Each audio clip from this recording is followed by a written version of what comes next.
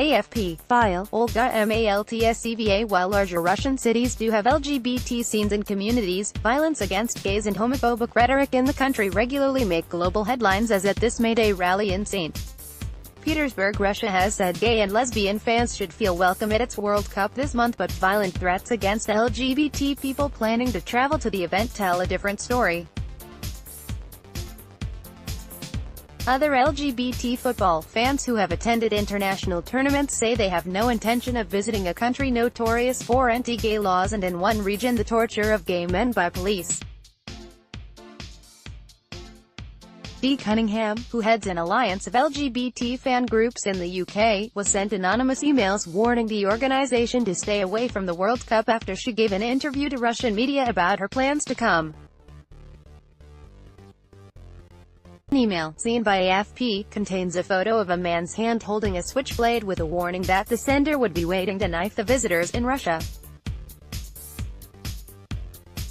Another, purporting to be from a lawyer, said the sodomite organization was being investigated and recommended members keep away from the country.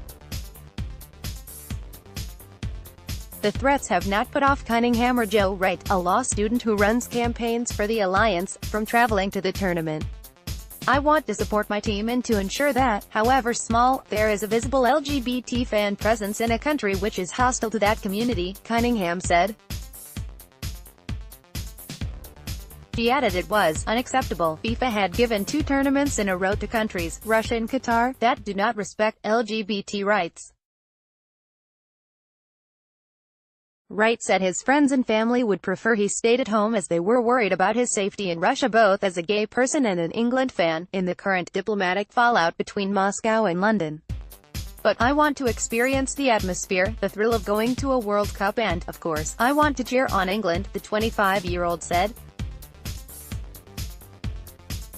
Pride in Football reported the anonymous threats to FIFA and were told they are being investigated by Russian organizers. A warm welcome. While larger Russian cities do have LGBT scenes and communities, violence against gays and homophobic rhetoric in the country regularly make global headlines.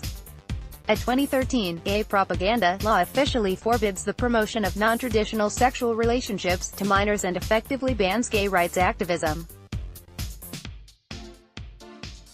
Campaigners have been charged for sharing information about LGBT rights on social media and detained for carrying rainbow flags at demonstrations. And last year, gay men in Chechnya, a majority Muslim republic in southern Russia ruled by strongman Ramzan Kadyrov, said they had been tortured by law enforcement agencies.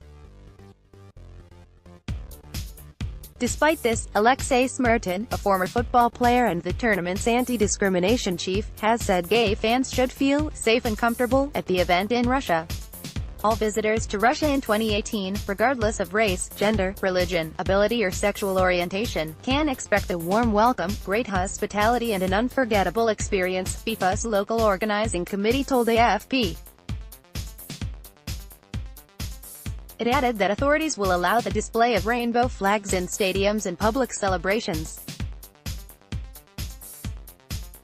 Alexander Agapov, the head of the Russian LGBT Sport Federation, welcomed these statements but said he doubted any increased tolerance would endure beyond the 4 weeks of the World Cup. The 35-year-old said the focus on visiting LGBT fans could play into official propaganda that presents homosexuality as a largely Western rather than Russian phenomenon. The question of human rights and diversity in sport gets mixed up with being a good host. It allows officials to say yes, we'll make an exception, we'll guarantee safety, everything will be fine for your gays and your lesbians, he said. The tournament will pass but the gay propaganda law will remain. Diversity House, AFP. File. OLGA MALTSEVA Russia's LGBT Sport Federation will work during the World Cup with anti-discrimination network FAIR, which said it had sought reassurances from local authorities that the locations would be properly protected. The Russian LGBT houses will host exhibitions and provide spaces for LGBT and ethnic minority fans to come together and watch matches.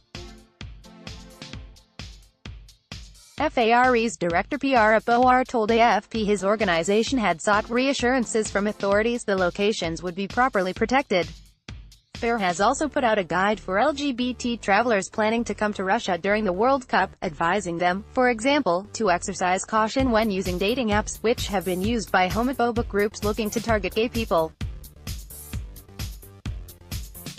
But safe spaces and reassuring noises from organizers have not been enough to convince some gay fans to visit. Football should be a sport, not a war, sports project manager Klaus Uslein said in a telephone interview from Berlin. The 57-year-old, who has been to the last 2 European Championships, said he did not know any LGBT people who would travel to Russia. It might be more enjoyable to watch it in front of a TV in a safe country rather than being there, even though I would love to go to such places, he said.